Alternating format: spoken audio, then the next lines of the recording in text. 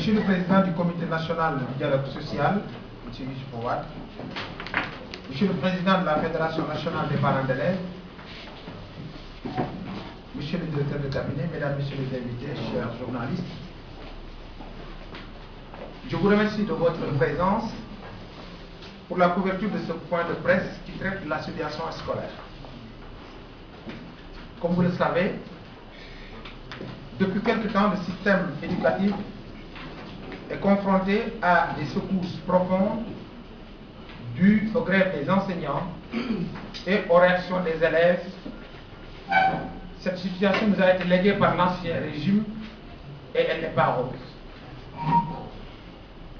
Mais les appels des patriotes, des vecteurs d'opinion, les efforts de tous ont permis le ressaisissement des uns et des autres est fort heureusement à temps. Ainsi, sur le territoire du Sénégal, en ce moment, il n'y a aucun syndicat d'enseignants en grève aujourd'hui. L'analyse exhaustive ex post de la situation, faite à partir des données remontées par les inspecteurs d'académie, montre une disparité sur le niveau de la perturbation des enseignants après apprentissage. On note des disparités entre régions, entre le milieu rural, le milieu urbain, entre le public et le privé, dans une même école et même souvent dans une même classe. Si pour l'élémentaire, la situation est normale, sur l'ensemble du territoire national, la situation est différente.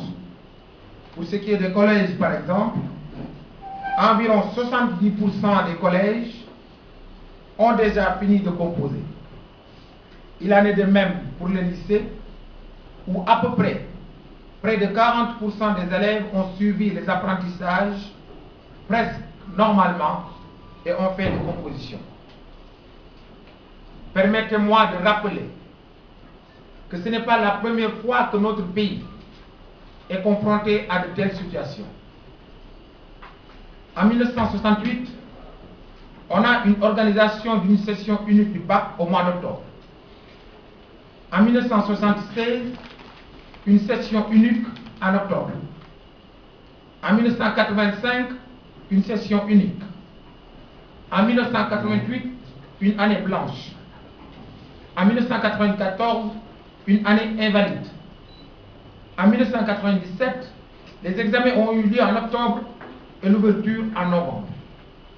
En 2008, l'organisation de 2 sessions pour les examens de l'élémentaire ont eu lieu. Ceci juste pour dire que les agressions contre le système éducatif doivent cesser, pour faire primer le droit à l'éducation de nos enfants. Le champ de l'éducation doit être mis hors des querelles des adultes, des tensions politiques. L'éducation est sacrée.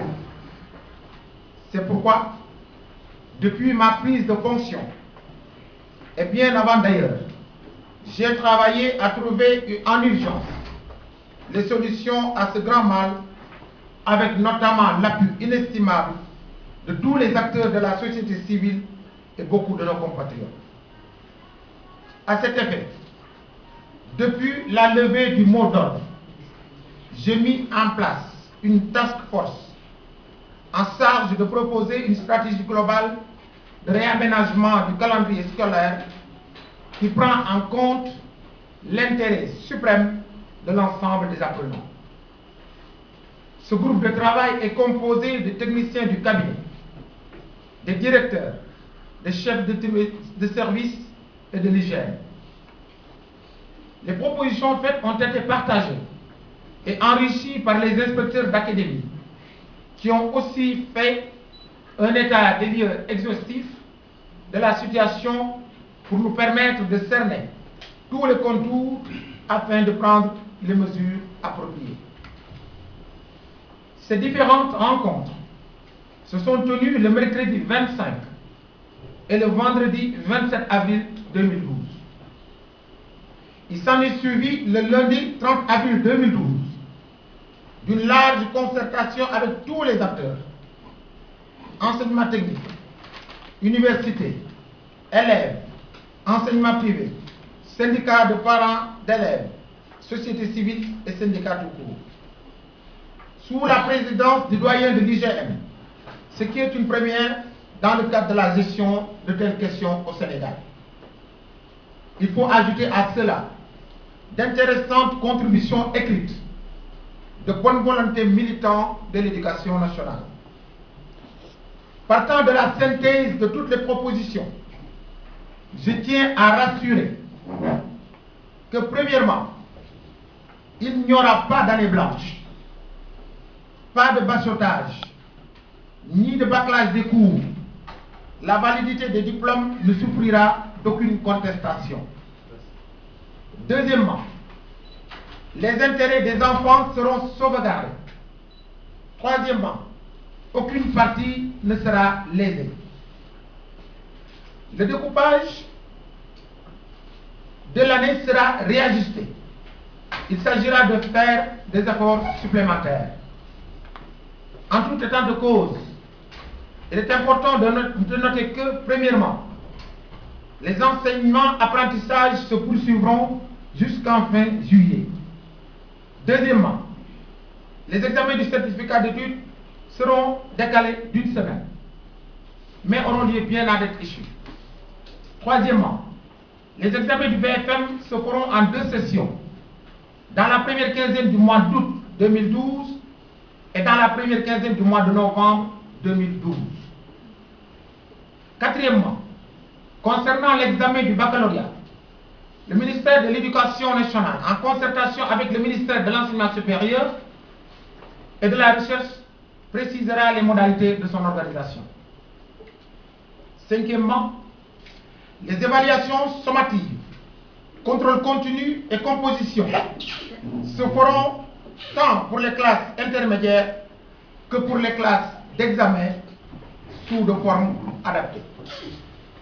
Sixièmement, le mois d'août sera consacré aux vacances.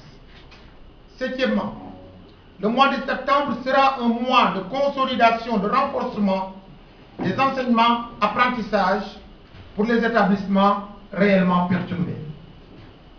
Huitièmement, la rentrée scolaire 2012-2013 est maintenue à date issue. Le mois d'octobre sera consacré aux orientations en seconde et en sixième, à la propriété des écoles, aux inscriptions et réinscriptions et au démarrage effectif des cours. Il reste entendu que les inspections d'académie seront responsabilisées dans la mise en œuvre et il en sera pris un certain nombre de mesures d'accompagnement.